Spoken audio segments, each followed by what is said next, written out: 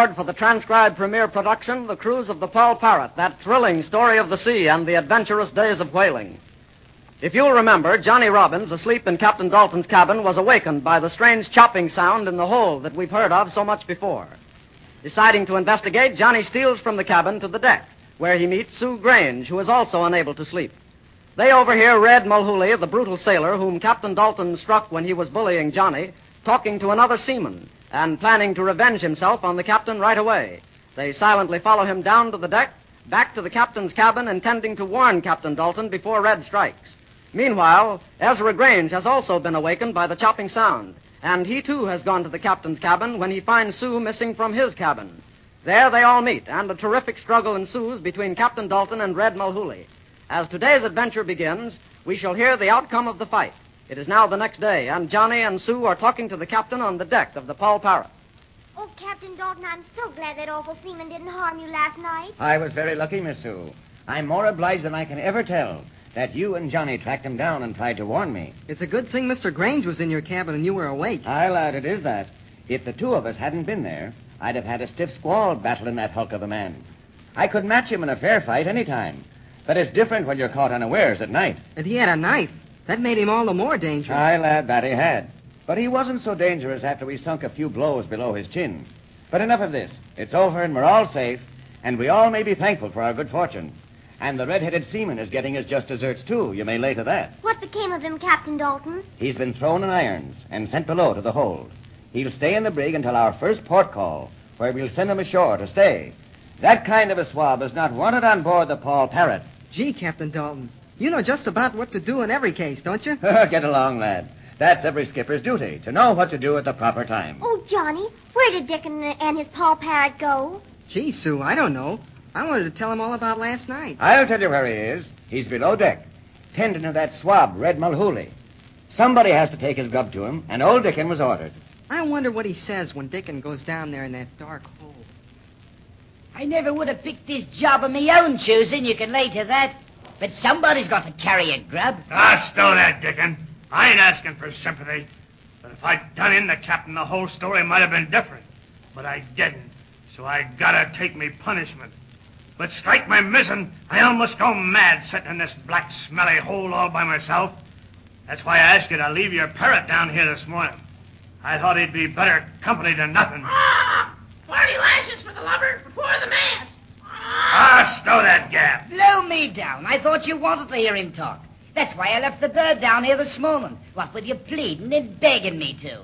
Though it was against me better judgment, and now you tell me to stow it. I wanted him here to talk to me and keep me company. But all these squawks is rubbish, like hang him from the foremast, lash him to a yard arm. 40 lashes for the lubber. You think I want to hear that? Sounds like he's promising them to me. Boil him in blubber. In the try-works with him. And hear that? Hear that? That's why he goes on at me. I'd rather have the dead silence around me than the stirring of the rats in the hold. Take him above. Aye, and gladly. I was a fool to leave the bird down here all morning anyway. I can learn nothing good from you. Well, we won't be troubled with you much longer. You'll be dropped off at Rio. You'll be lucky you don't pay with your life a mutiny. May those irons you're wearing teach you a lesson. Come on, Paul Parrot. Come on, we're heading above. I must see the young'uns and have them tell me all about the fight last night. I ain't heard it all firsthand yet.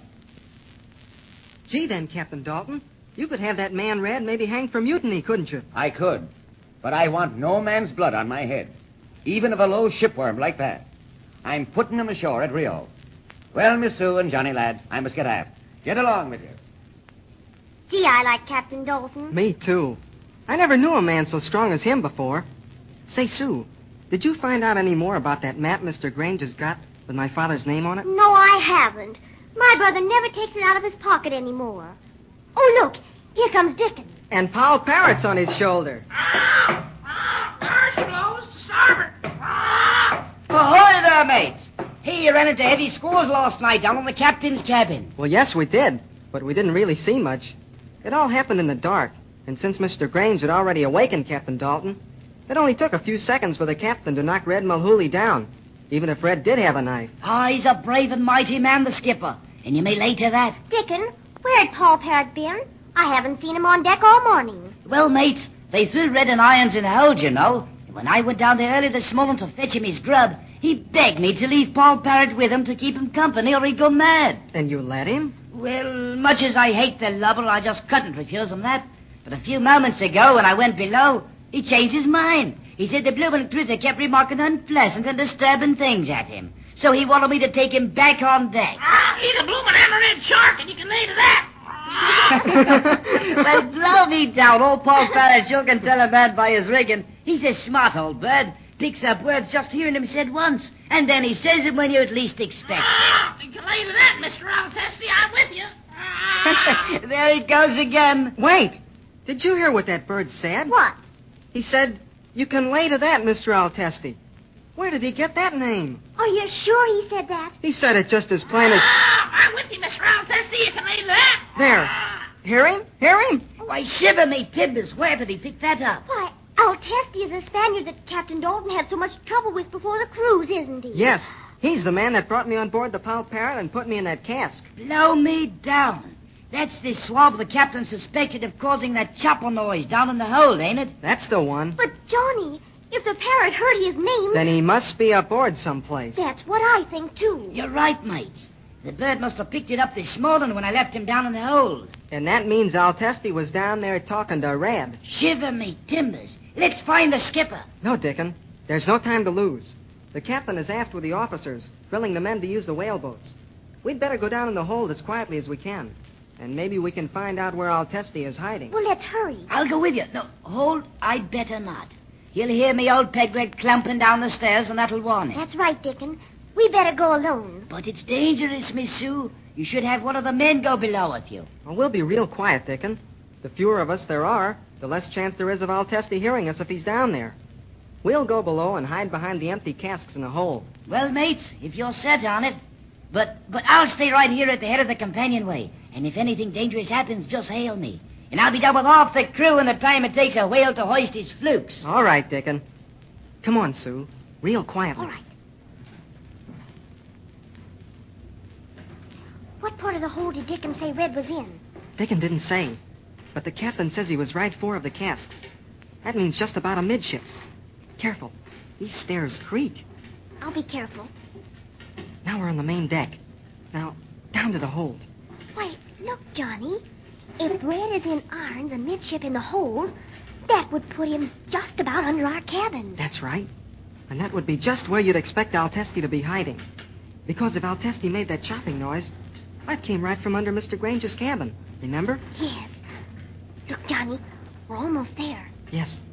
We can slip around behind that first stack of casks. But where's Red? He's around on the other side of those casks. Come on, real quick. He made it. And no sound. Come on, we'll creep through this little space here. Oh, it's awfully small. We'll have to squeeze through. It's the only way we can get through all these casks. Watch out, Sue. Don't push any of them. If one falls over, it'll make an awful racket. Well, I'll try not to. We're almost there. Listen, Oh, it's voices. somebody's talking. And one of them must be that sailor Red. And the other must be the... We've got to get closer. Real quiet now. I'll try to.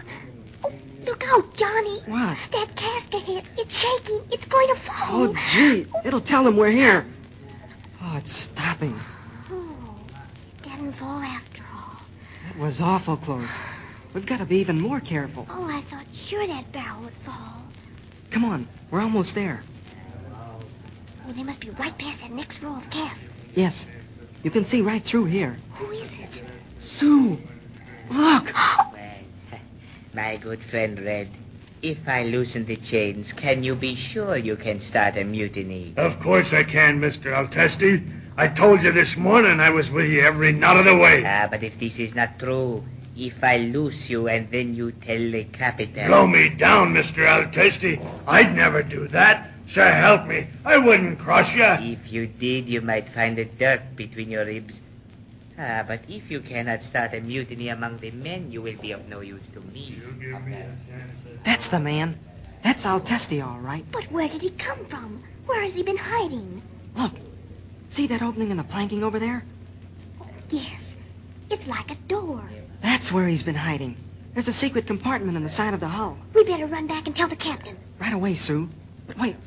Listen a minute. But this I tell you, my friend Red. Yeah? Whether it is through you or by some other way, before 8 bells this evening, I shall have that map of Senor Grange's, and it shall be I who am in command of this ship, and not that swine, Capitan Dalton.